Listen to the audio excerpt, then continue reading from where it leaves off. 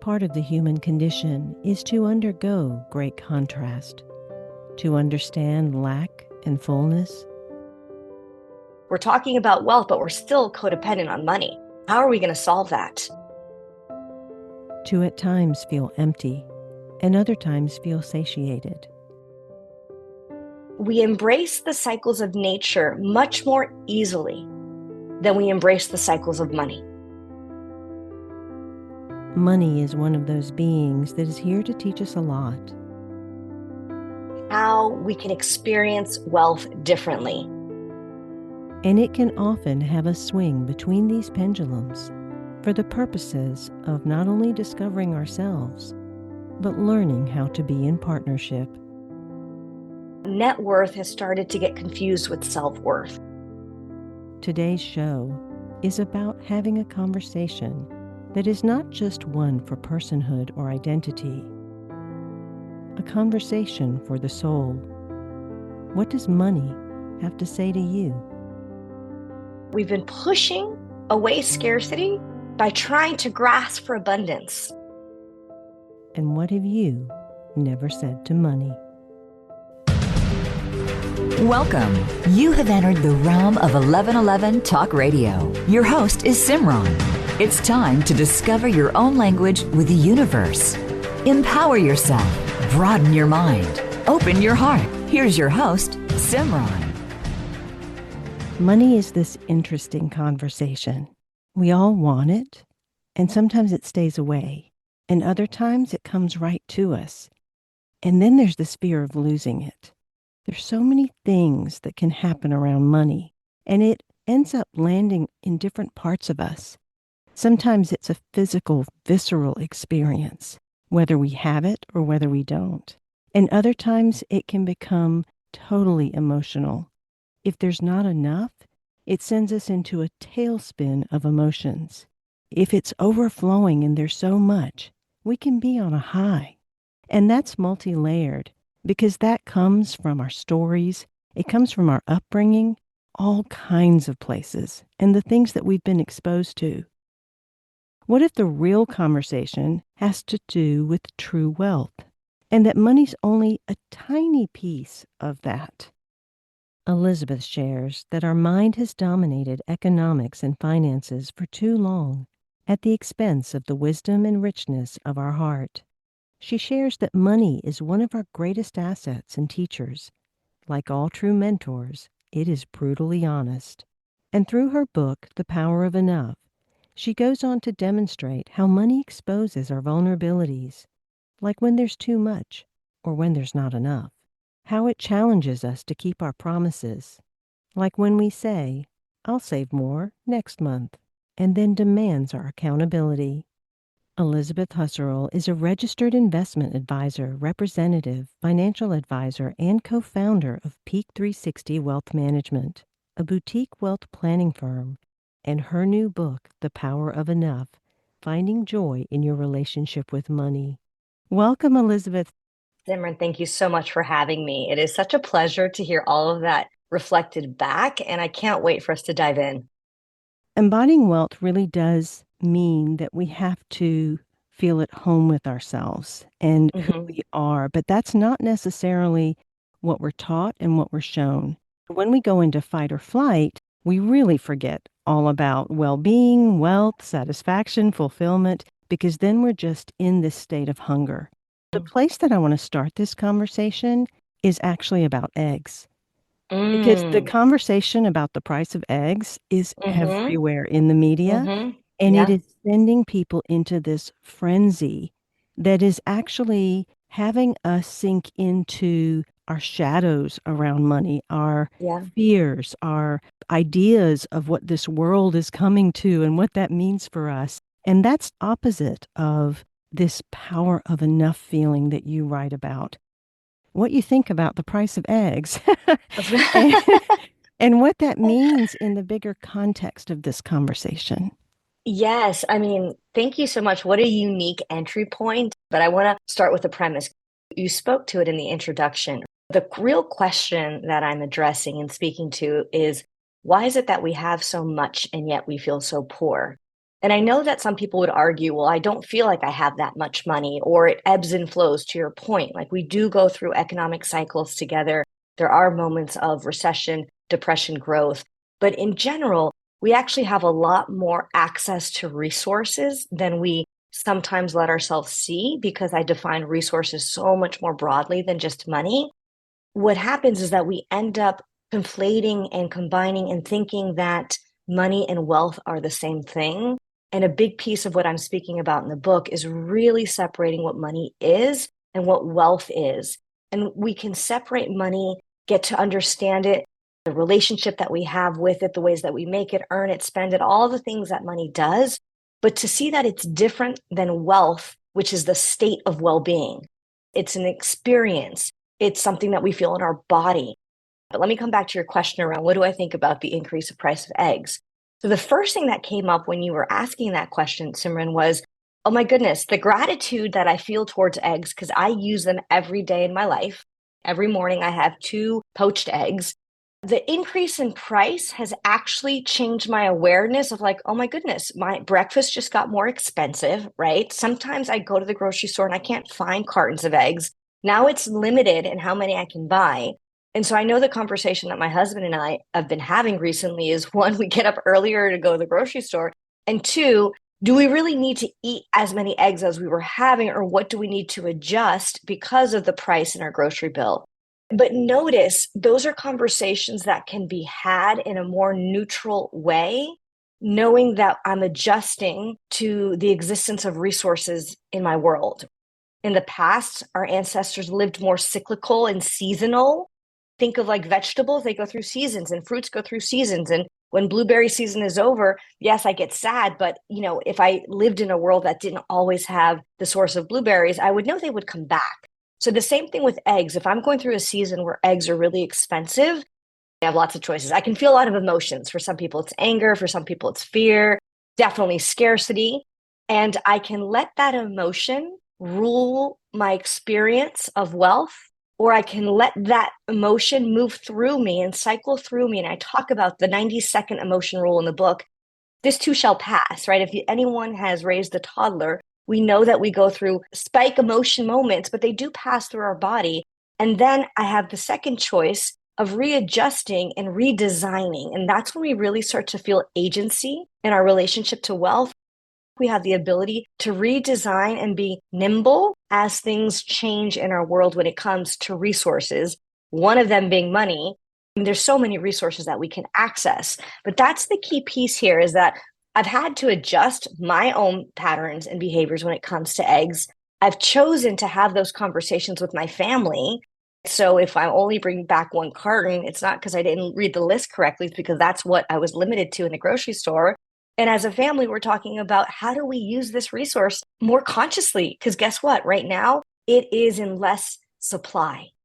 So notice how I can use that terminology more neutral. I can take responsibility for my emotions around it, and I can take responsibility for redefining my experience of wealth, knowing that everything is cyclical.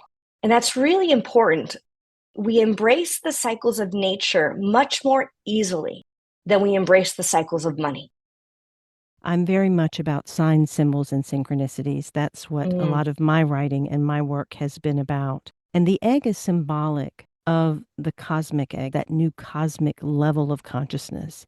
You're asking individuals to look at their world in a different way.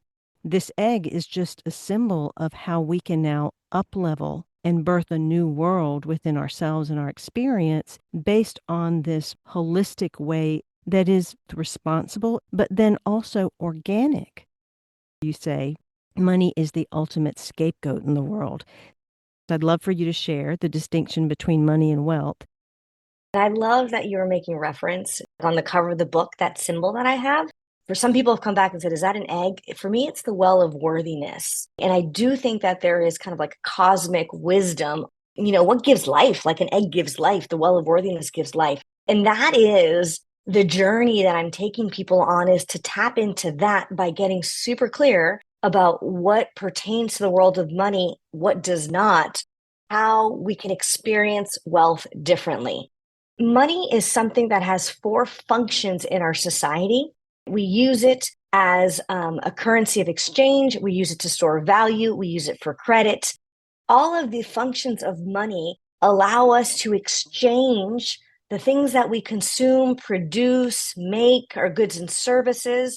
And funny enough, it allows us to be in more flexible, fluid relationships with each other outside of the world of barter, right? A lot of people have this notion that a lot of our older communities, ancestors used to barter a lot. They would use currency. It didn't have to be currency as we know currency, like our US dollar. They'd use different things for currency or different minerals, but they used it as an exchange. And what it did not do back then in our kind of smaller ancestral worlds, it didn't replace trust because we knew each other. We had very intimate relationships with each other. In our modern culture, money not only has these functions of exchange, it's been used as a social technology to communicate trust. And what I mean by that is that if I arrive in a city and I'm totally new and I want to go buy my groceries, they won't give me an IOU. Here's your basket of groceries. I trust that you're going to come back and pay because they don't know me. So money starts to replace our experience of trusting, right? We have a credit score that speaks to our credit worthiness. And notice I'm using those words intentionally, Simran, because we've started to kind of use money to connect to our sense of worth. And that's where it gets so confusing and icky. And people kind of want to shrug it off like, if I don't have more money, then I'm not valued. Net worth has started to get confused with self-worth. And so this is really important just to bring the redefining of terms and the awareness of terms to the table, because that's how we start to kind of wake up from this stupor that we've been in as a modern culture. I work in this industry all day long. I'm listening to the terms we use. We call investments securities. And I'm like, oh, does anyone else hear that? Why is money our ultimate security? You ask any psychologist, and true security comes from your ability to feel attached to yourself, to the world around you. Secure attachment is what brings us real security. But we have replaced money for that. If we start to get super clear, what are the functions of money? And it can get used as a social technology, but it shouldn't define me. It cannot truly speak to how trustworthy or my sense of worth is. That leads the question of what then does, right? And it's the experience of wealth. And what I tell people is that before we talk about the experience of wealth, we got to clear up the interference that people have with their relationship to money, because this speaks to the scapegoat piece. Talk about what you mean by it being the scapegoat for us. Right? Because money has replaced the sense of trust and intimacy in relationships and credibility, we're angry at it, right? We feel abandoned by money. We feel like it doesn't show up enough in the world. We feel scared and we want to hold on tight to what we've been doing. Simran, is that we've been pushing away scarcity by trying to grasp for abundance. And I speak about this in the book, the abundance scarcity loop that we're stuck in. And if you do that in your body, right, imagine taking one hand and pushing something away and taking the other hand and trying to grasp really hard. I'm doing that right now in my body and I'm feeling a lot of tension. That is not a relaxed way to be in the world. And so a lot of what I do in the first part of the book is let's address your relationship to money. Let go of both of those stances in your hand, relax your body, and let's dive in deep and be like, what is at the core of your relationship to money? And I introduce a lot of tools. My favorite one is sit down and have a conversation with money. Once you start to see what is at the core of your relationship to money, we start to clear up the interference. And what happens, Simran, is that a lot of times I see clients or people go like, oh, that's what I'm angry about. Or, oh, that's what I'm trying to hold on to. Or, oh, that's what really feels lacking in my life. Like I've been blaming money for something that is actually my responsibility to first see and bring awareness to, and then take responsibility for redesigning in my life. And so that's what I mean by we scapegoat money, is that we put a lot of emotions and a lot of energy towards something that's not really going to shift our experience of wealth. Net worth is different than self-worth. Yeah. That investment securities, is that what you're basing your security on? Yes. When you think about trust, are you really letting yourself trust? There's a very fine distinction and some very powerful observations there that I think individuals can contemplate. And one thing that I got throughout your conversation was very much about relationship, about intimacy. And The metaphysical equivalent to money is actually relationship. It does seem to be a little paradoxical that here we have someone who is in the finance industry Mm-hmm. that is all about numbers, how to increase wealth in that money sense. And yet, is that really a conversation that most financial people even think about? Or that when you go to your CPA or financial planner, that's part of the discussion? Because it seems so divided. It seems like such a separate conversation. Yes, but I tell you, we are at the precipice of change. I know that in my bones. I know that in the conversations with my clients. I know it in my firm. I know it because there's books, not just like mine. There's another book that just came out called The 5 Types of Wealth. There's something that people are chewing on collectively that I can feel as wanting to shift to something different. And I think ultimately that is why I wrote my book, The Power of Enough, is to give people a new framework. And I can't tell you how many people have responded saying, oh my gosh, you gave me words for something that I felt, but I didn't have language for. When clients work with me, they know that I will sit down and do spreadsheets to organize the financial stability piece of the pie. And when I say piece of the pie, we're going to get to that conversation of what is true wealth holistically when we're looking at 12 different aspects, and financial stability is one. It's an important one. And I know, like any other area in our life, if the house is on fire, we have to address, right? If we're going through financial turmoil, we have to address financial stability. If I'm going through sickness, I have to address physical health. If I'm going through a loss of my spouse, I have to address the void in connection, right? Do you see how fires happen in all of our different aspects of wealth? And as a financial advisor, people come to me because they have questions or they have concerns or they have goals in the financial stability. And my job is to help organize them there. But my other job is to also make sure that we are addressing the other areas of wealth in their life and getting super clear around what are the strategies that we're using that take money and what are the strategies that we're using to build wealth that are non-financial. Because if I don't bring that to the conversation, Simran, then I'm only cultivating that dependency on money. And I think that's what you're asking. You're like, really, this is paradoxical. We're talking about wealth, but we're still codependent on money. How are we going to solve that? It does feel resonant, and I think it's critical at this time because there are a lot of people that are facing their fears, whether it is 100%. job loss or whether it is, where's the economy going or what's going to happen with all the changes that are taking place. It's very easy to just focus on that bottom line and on that spreadsheet and go into that place of, I've got to go out and accumulate more. I've got to work Yeah. harder. I've got to hoard and keep everything in my coffers really, really secure because I Yeah. don't know what the next thing is coming from. But if all of that is really happening to point us, and I say that because 1111 magazine and talk radio has always been devoted to the journey of the soul. The conversation you're having is a soul conversation. Yeah. You can either lean into what personhood and identity want, which is often where the ego will take us down the track of trying to convince us that Yeah. accumulation is the status of our value. But the Yeah. soul points in a different direction, the direction that you're pointing to, which Mm-hmm. says, I have to look at myself not just by my net worth, but the whole pie. To make that shift means that we have to delve into ourselves at a level of intimacy. So it's not just intimacy with money, it's a deeper intimacy with ourselves as well. 100%. 100%. And that's kind of the second part of the book. The first part of the book is like, let's clear up some of the interference. Because, Simran, if I tell someone, let's dive into wealth, but we didn't deal with the emotions around money, I lose people. They're holding on to emotions that they're feeling. So that's why the first part of the book is dive in to your relationship to money. Let's get clear what that main emotion is. For me, for the longest time, it was anger. For someone else, it can be avoidance. For someone else, it can be grasping and hoarding, right? Use the word you want and then just own it and don't have to change it. Just own it. And then we can do that deeper dive that you're speaking of. It's like, let's do the dive into our souls and see what is my soul's experience of wealth in this moment? And so let's go into that because we haven't really clarified then what is wealth.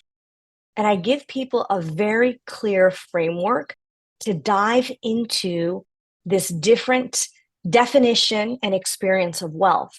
And I do it based on the science of human needs that we're all familiar with. We all know Maslow's needs. Now, a lot of people don't know he didn't write it as a hierarchy. Corporations in the 60s made it a hierarchy, like other things that have happened. He wrote about different needs more like in a journey and a process that you're speaking about here on the 1111 show. And then there was another economist I had the pleasure of working with, Manfred Max Neef. He's from Chile. And he took Maslow's work on human needs, put him into a matrix, and then talked about satisfiers because he taught me something really important. To feel truly wealthy, we need to move past a definition of resources based on quantity and abundance, how much we have, and toward a definition of resources based on quality and meaning, how much we can develop and grow. The Power of Enough, Finding Joy in Your Relationship with Money, is a new book by Elizabeth Husserl. Elizabeth will tell you that money acts like a mirror, reflecting your insecurities. If you feel anger or frustration toward money, it often signifies deeper emotional or psychological struggles. Money is a neutral tool, but it can overshadow our core values, leading to paralysis in various aspects of life. Ultimately, money serves as both a tool to create a joy-filled life and a reflection of our values and fears. You can find out more at elizabethhusserl.com. We'll be right back after these messages.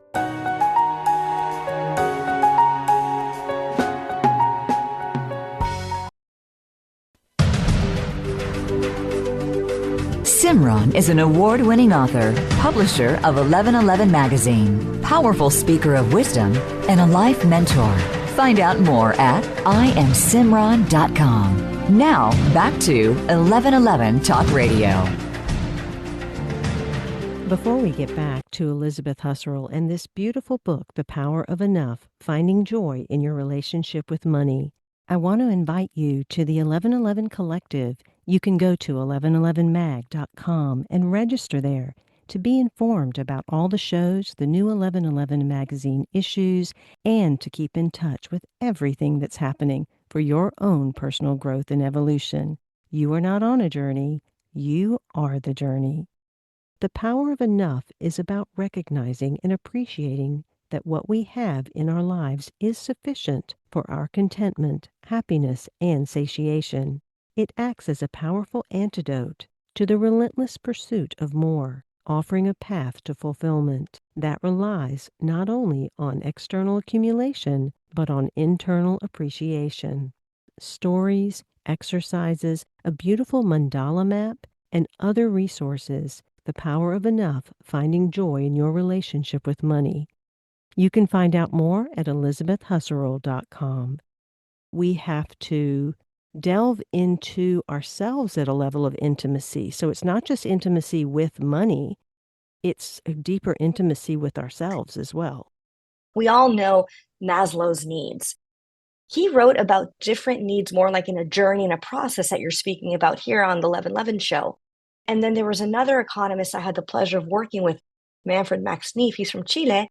And he took Maslow's work on human needs, put him into a matrix, and then talked about satisfiers because he taught me something really important.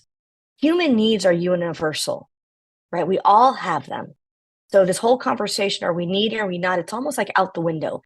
Human needs are universal, but the way we satisfy them is unique and personal. And that's the key distinction. Manfred Max Neef, as I mentioned, was from Chile, and he was trying to empower Latin American economies to have their own strategies outside of strategies that were coming from the US, right? He had his own kind of agenda there. But I think if I take it outside of the political sphere, what he's really saying is that we have agency to define how we experience wealth. I took all of this work and I created a wealth mandala. Mandala is a Sanskrit word for circle, and it's a path of transforming suffering into joy.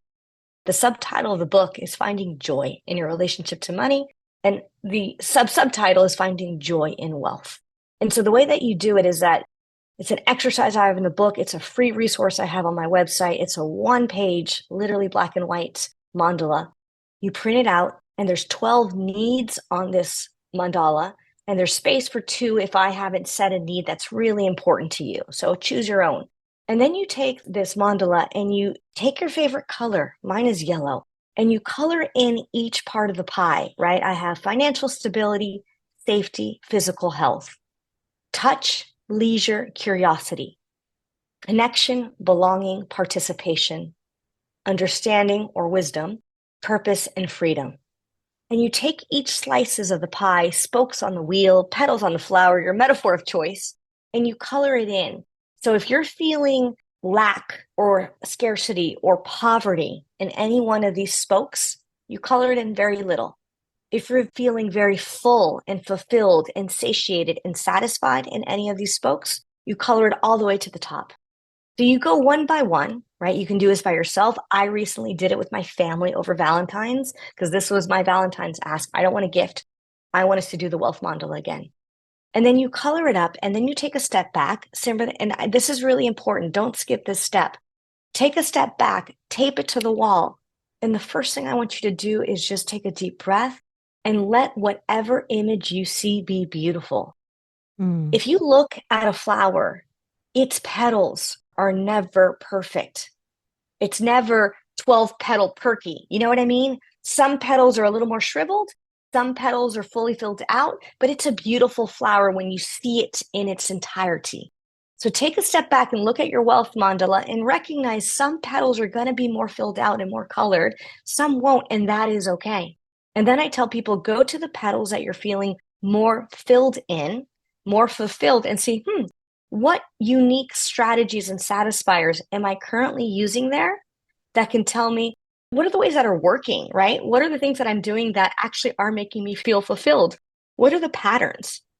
And just bring some awareness there, because we do know how to fulfill ourselves when it comes to our spirit's need, our soul's need, our journey. We know some things that do work.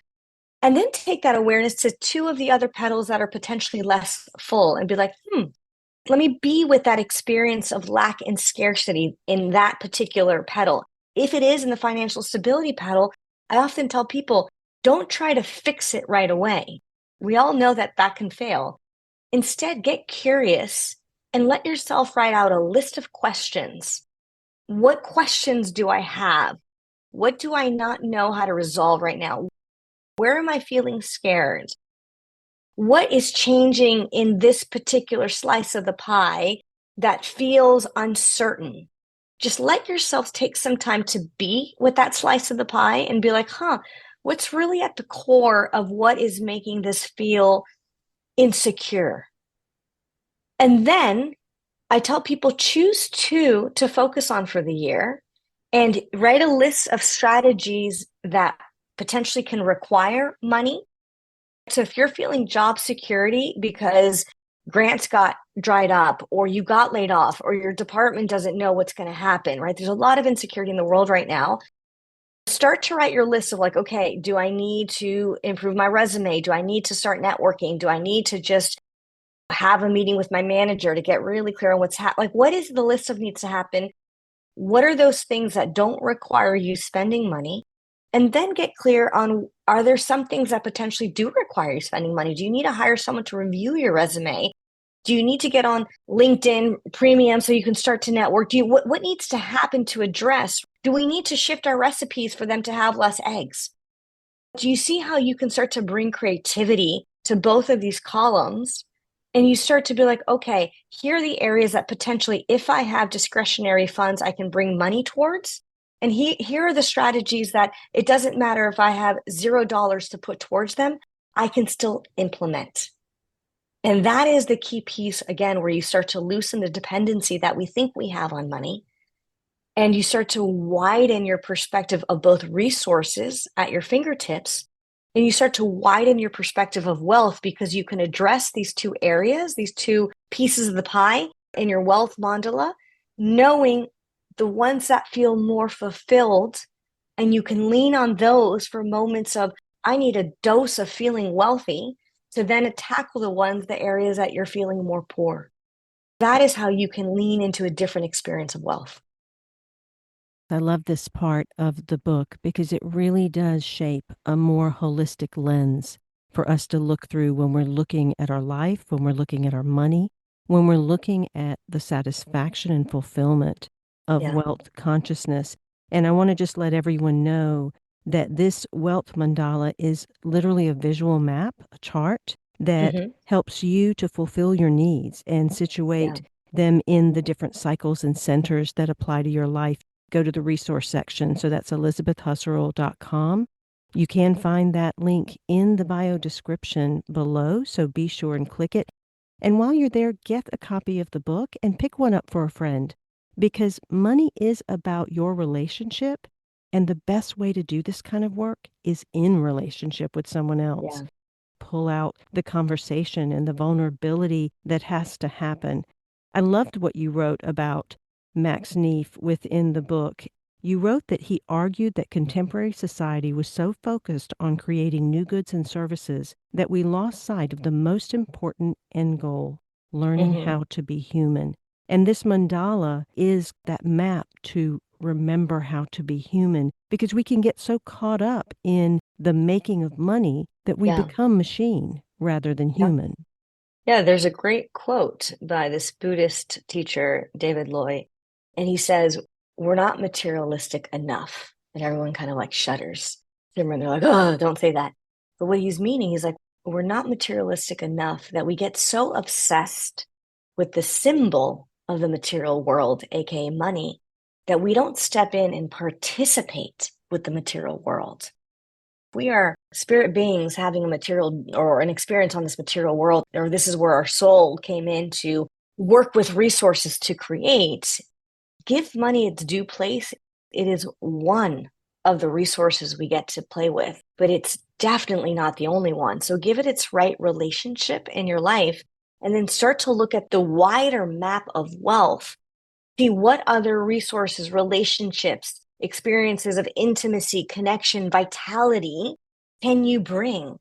And it starts to become fun because it's almost like a challenge. How do you add wealth to these areas in your life without the use of money? Take a money sabbatical from your need for connection or belonging or participation or physical health. It starts to become fun because you're like, who am I as I'm individuating as an adult to get to know myself as a person who can create wealth? And if we do that more and more as our individuals, and then in community, and then in society, we're on the precipice of change, because we can start to restructure our cultural experience of wealth and money and start to diffuse where there's a concentration of power. I know that's for me a big one. It's like, oh my gosh, how did power get concentrated in the hands of people who have money? It's because we are agreeing to that. And if we don't like it, we can start to agree to something different. I really do believe that there is only good in the world, and that even the seemingly challenging things that take place, they are really happening for a greater good. I loved your story and share about being in Oaxaca and living there. And you wrote, little did the Oaxacans know that with each hug, smile, and gesture offered, I was recalibrating my experience of well-being, happiness, and wealth, leading me to touch a level of joy that filled my cup and gratitude to the brim. They had the ability not only to survive, but to thrive, rooted in their deep relationship to one another and the natural world. A different face of wealth stared me down, one based on the depth of relationships with others and with nature. It does feel like our society is constricting in Yeah. order to expand. And I'd love to also get into this wonderful idea that money has its own conversation to have with us. It still brings tears to my eyes when you read that back. I mean, that was over 20 years ago, but I can see myself in that field, Simran. I think the most important piece of those 2 years, I feel so privileged of having been able to experience that, because somatically it forever shifted me. I didn't know it at the time, but what those 2 years in Oaxaca gave me was the opportunity to start to experience wealth in my body, which is very different than experiencing wealth accumulating on a spreadsheet. That can feel very abstract. And what I mean by experiencing wealth in my body is that I was able to tap into those moments where I felt satiation as a visceral experience. And that is really key, because that's what I mean when I say you can learn how to embody wealth. The simplest way to think about that is take a moment right now and think back at what's the last moment where you felt fulfilled. It could have been a meaningful conversation you had with someone. It could have been a nourishing meal that just filled you to the core. It could have been just having a drink of water when you were thirsty. It could have been the joy after dancing or taking a walk or seeing a sunset. It could have been the satisfaction after doing like a really good workout or finishing a project, right? Or the satisfaction. So this is really important because people ask me all the time, what's the difference between gratitude and satiation? Gratitude is a heart-centered experience. It's like we feel the warmth in our heart and we love. Satiation is a body experience where you feel satisfied. And the easiest way to know that is remember back to a moment that you ate a great meal that nourished you versus a meal that was empty calories, or you ate it so fast because maybe you were working through your lunch and you're like, wait, did I even eat? Right? Like we didn't register. And so being able to register those moments of satisfaction is what allows you to compound moments of meaning, much like we compound interest in our portfolios. You start to compound moments of meaning and satiation and satisfaction. And you start to be like, oh, my body knows how to feel wealthy. And that was what the gift of Oaxaca was like being around people who felt wealthy in their bodies, even though we were figuring out financial stability issues. I was in those villages teaching women how to start savings and loan cooperatives. There was a very specific need, which was how do we create situations that allow us not to depend on a loan shark, right? Someone in the community who's lending money at 40% interest. And so we started organizing, and they would save into a pot. They would lend it to each other at 3%, right? So there was still a responsibility to pay it back, but it wasn't these absurd situations where they could never get out of. So there was a specific thing that I was there to do, but their wealth was so much broader in how they experienced life that being around their bodies and their belly laughs and their ritual and their community gatherings and walking with them in nature and seeing just a relationship to nature started to shift something in my body that I had never experienced. And then that's what I took home. And for the last 20 years, I've been just really diving into what does that all mean? And how do I put that into context for someone who did not live in Oaxaca? That whole section about the mind, the body, and the heart, and creating that sense of embodiment and satiation within is quite powerful. I think we are at a place where, whether it's due to trauma or fear, experiences, where we are in our lives, we have to approach the somatics of the body, of the heart, and even of the mind. 100%. And I think what's really important in that distinction is the scarcity brain does exist. And let's not fight it because it has a role. We are wired to seek, because that is how we have survived for generations and centuries, right? We are wired to seek calories. We are wired to seek shelter. We are wired to seek safety from predators. That is so deeply wired in our brains. But what our body can do is help our minds realize that we're not always in those places of threat, right? The fight or flight that you were talking about, Simran, at the beginning. So the more we let our body have a role in our wealth strategy, in our wealth creation, it can start to communicate really important messages to her mind that can get in a scarcity loop. And that's kind of like the leverage that is the resource that we haven't been leveraging as a society. What's the wisdom in our body to teach us what wealth is? And it is through that satiation, the fulfillment, those compounding moments of meaning that come when we feel satisfied, because then there's a much more dynamic, richer, wider conversation with the different parts of ourselves. I loved the statement that your mother incorporated into you, the I feel satisfied, because that really is a soul statement. That's something that's deep, that registers in the cells. as opposed to having or being full or all of the other words that we could use there. And that's another really powerful chapter that you have where you redefine success as satiation and you help people understand what is enough. Many of us, enough is not enough. We just keep going and going and going rather than understanding that we have to come to that place of enough inside for us to realize that we don't really need too much outside. There's nothing wrong with that, though. I want to make sure that part of your conversation is that there's nothing wrong with having money. There's nothing wrong with having nice things, going places you want to go, but that there has to be a balance in regard to the inner and the outer. First, my mom is proud as a peacock that she's in chapter 8. She's so proud.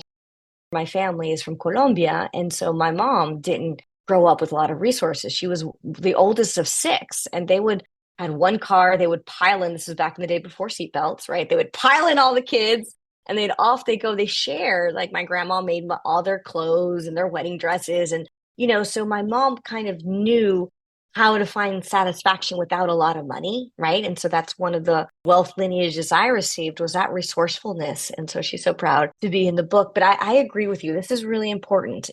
My 2 values, Simran, are depth and wealth. And both of those can exist, especially when we define wealth more holistically. And then in that sliver of wealth, you want your financial stability slice of the pie to feel full. Money has a very important role there. And money has a way that it can also bring strategies to the other areas of your life. If someone has a curiosity for other cultures, money can help you get on an airplane and go visit another culture. And here's the key piece. Money would love to participate, right? Every time I see a client sit down and have a conversation with money, and we get through some of the first emotions. The first emotions are always the most telling one. Kind of tells me, does this person approach the world in their relationship through anger, through fear, through entitlement? Like it's always interesting to see what that first conversation with. Oftentimes, Simran, how they approach the relationship to money is often how they approach the relationship to a lot of things in their lives. People, spouses, kids. There's patterns in our relational styles. But once you get clear on that, then you and money can sit down and actually start to create a plan together. Money literally at times feels like it sits on my shoulders. It's like, I want to play. I want to be involved in people's lives. I want to participate. I want to back up and I want you to frame having that conversation with money. So a conversation with money is an empty chair exercise or a Gestalt chair exercise. So people use it in therapy for many different ways. And what they do, it's a practice where you can have a conversation with someone or something that is not in the room with you. So let's just say you have unresolved issues with a parent. You can have an empty chair exercise. You put a picture of your parent in front of you and just say what you need to say to get it off your chest. So it's the same thing with money. So what I tell people, right, is that you first have to choose a money object. It can be a credit card, a checkbook. No one has checkbook these days, but it could be cash, an app on your phone. I've had a client grab a little piece of a gold nugget that his mom brought him back from a mine. Like whatever represents money to you, put it in a chair in front of you. And you get to decide the distance. It's funny, Simran, someone will put the chairs really close because they're like, I want you to be close, money. Some people will push the chairs a little further apart because they need a little distance from money. Then you set a timer on your phone. And for the first 3 minutes, you get to just say whatever's on your chest. And the invitation is don't tell money your story. Money knows your story. Tell it what you're feeling. Like, oh, God damn it, money. I'm feeling angry at you right now. Or like, where have you been? Or like, oh my gosh, I'm so afraid I'm going to lose you. Like, what's the emotion you feel? And try to speak as much as you can to that emotion for 3 to 5 minutes straight. Then when your timer goes off, and trust the timer, finish what you were saying, switch chairs. Now you're holding your money object in your lap and you are responding as money. Don't edit yourself. Everyone feels resistance. So don't edit, just try it and see what comes out of your mouth. And money gets 5 minutes the same way that you did, and just let money respond. If that's a stretch for people, I say, you know what, have a conversation between 2 parts of you. The part of you that pays your bills or pays your taxes, right? They're the ones who are feeling money stress. But when you let that part of you that deals with money respond, or when you let money respond, it's amazing the layers of the conversation and how you can quickly get to the core of what's happening if you don't edit yourself. How does that Yeah. shift a person's life once they've had that conversation? Well, I'll just speak from my personal experience. I was so angry at money. And I speak about it in the book because I was trying to start my private practice. I'd finished grad school. I was taught all these like esoteric techniques, but no one taught me how to start a private practice. And I was so angry at money because it wasn't showing up enough in my life. I was stressing about paying my monthly bills. I was living month to month. And I sat down and I had this conversation with money. I was really lucky that I went to a workshop where this was facilitated, and I was so angry at it and I just ranted. And then when it was money's turn, money was like, whoa, Elizabeth, you are strangling me. You are just like holding on so tight. Any air or any life is just being kind of sucked out of me, and I can't help because it's too tight. Give me some space. And also get super clear on all these questions you have about becoming an entrepreneur. I can't teach you how to be an entrepreneur, but I can show up and participate with you. What was really important is that in that conversation with money, I got super clear of how my tightness wasn't helping. I've had teachers tell me when you start to close down, nothing happens. I was feeling really closed down to creativity. So I was struggling even imagining how to start a private practice.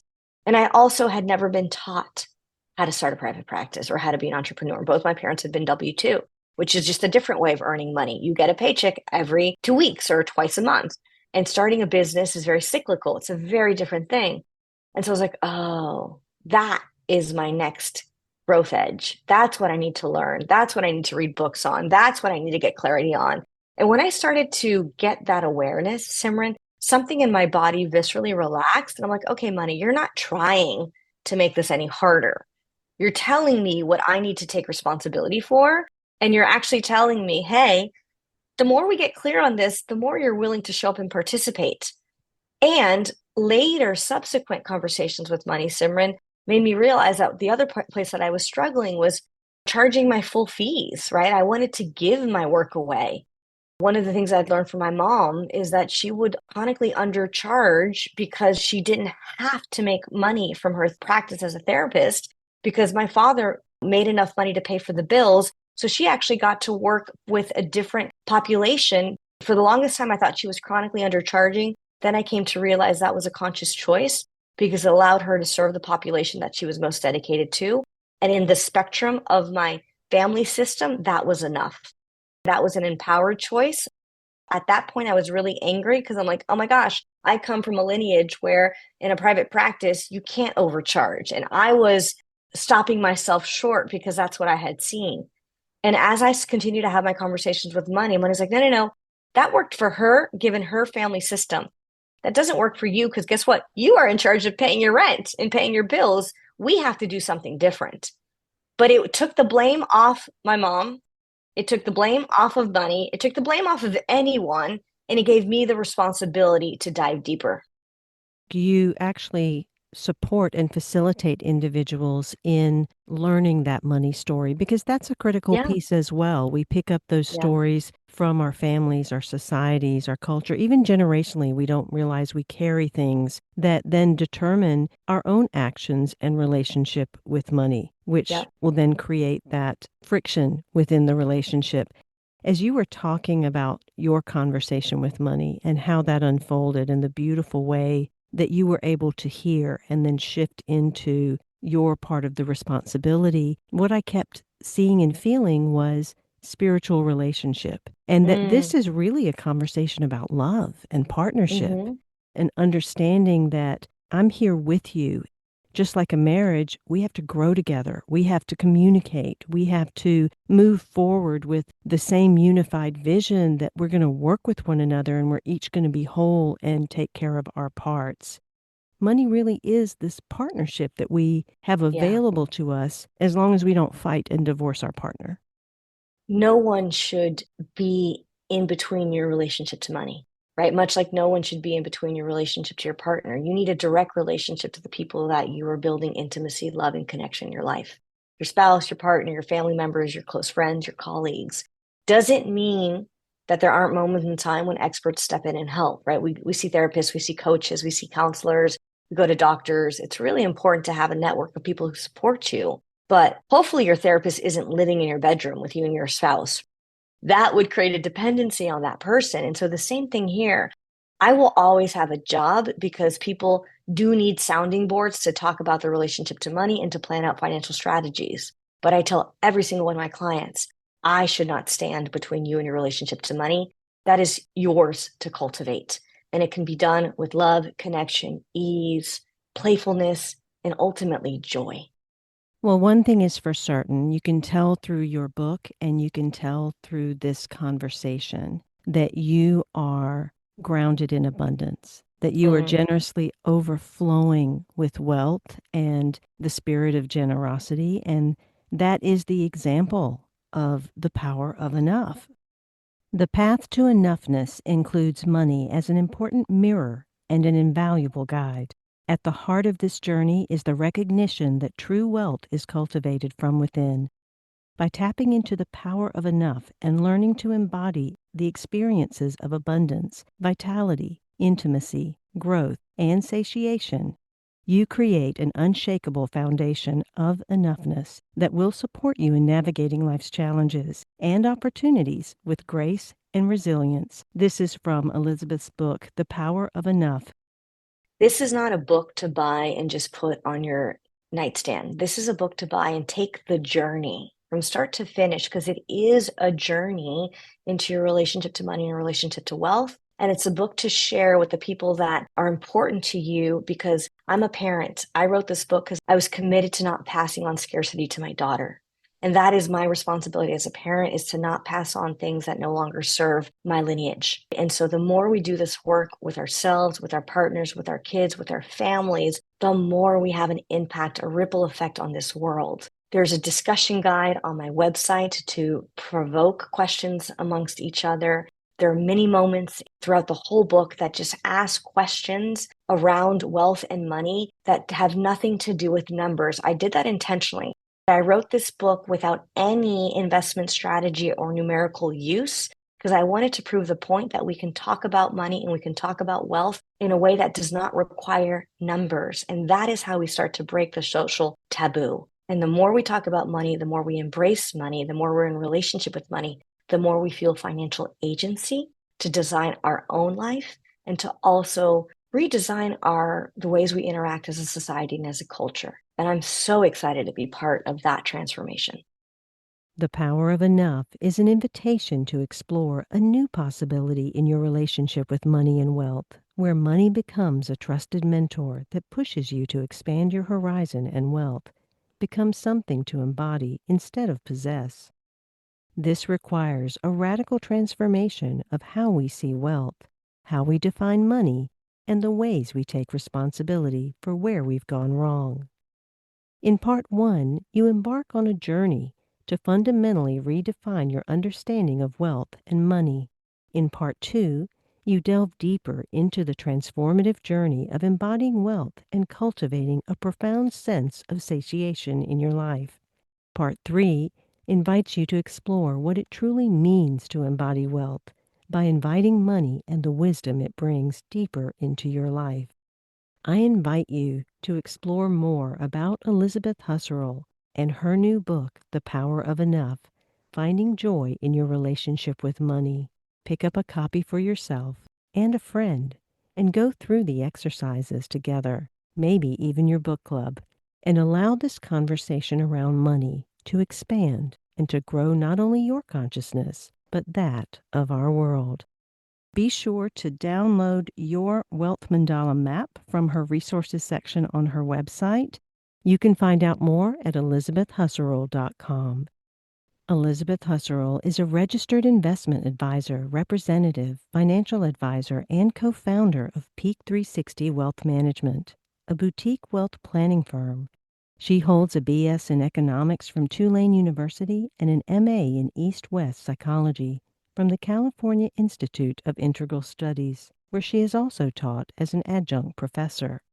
I want to invite you to the 1111 Collective. You can go to 1111mag.com and register there To be informed about all the shows, the new 1111 magazine issues, and to keep in touch with everything that's happening for your own personal growth and evolution, 1111 is devoted to the journey of your soul. And visit 1111mag.com and join the 1111 Collective. Great. I look forward to being in relationship with you there. This book. Thank you for being on the show. This is Until next week, and just in love, of love, with love, and as love.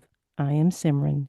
Be well. finish, because it is a journey into your relationship to money and relationship to wealth. And it's a book to share with the people that are important to you, because I'm a parent. I wrote this book because I was committed to not passing on scarcity to my daughter. And that is my responsibility as a parent, is to not pass on things that no longer serve my lineage. And so the more we do this work with ourselves, with our partners, with our kids, with our families, the more we have an impact, a ripple effect on this world. There's a discussion guide on my website to provoke questions amongst each other. There are many moments throughout the whole book that just ask questions around wealth and money that have nothing to do with numbers. I did that intentionally.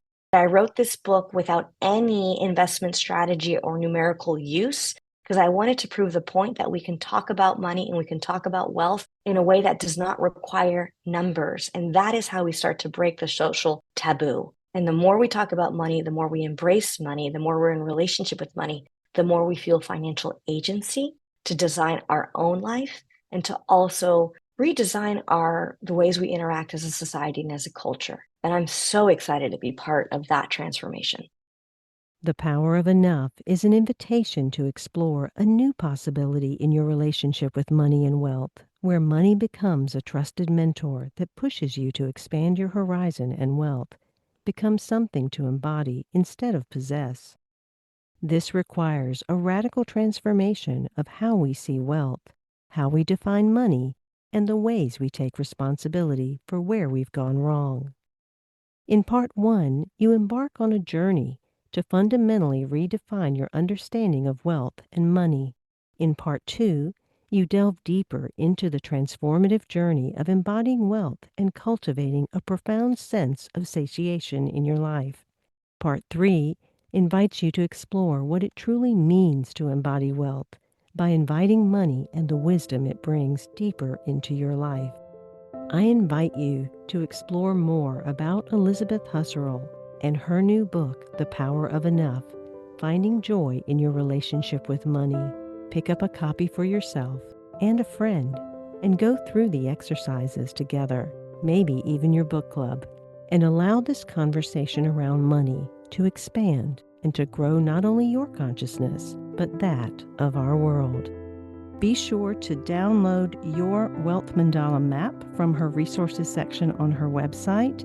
You can find out more at elizabethhusserl.com. Elizabeth Husserl is a registered investment advisor, representative, financial advisor, and co-founder of Peak360 Wealth Management, a boutique wealth planning firm. She holds a BS in economics from Tulane University and an MA in East-West psychology from the California Institute of Integral Studies, where she is also taught as an adjunct professor. I want to invite you to the 1111 Collective. You can go to 1111mag.com and register there to be informed about all the shows, the new 1111 magazine issues, and to keep in touch with everything that's happening for your own personal growth and evolution. 1111 is devoted to the journey of your soul. Visit 1111mag.com and join the 1111 Collective. I look forward to being in relationship with you there. Thank you for being on the show. Until next week, in love, of love, with love, and as love, I am Simran. Be well.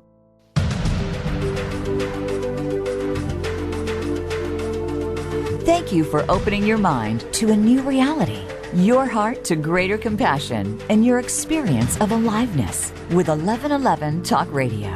Join host Simran next Tuesday at 8 a.m. Pacific, 11 a.m. Eastern Time to step through the gateway of conscious living. You are not on the journey. You are the journey.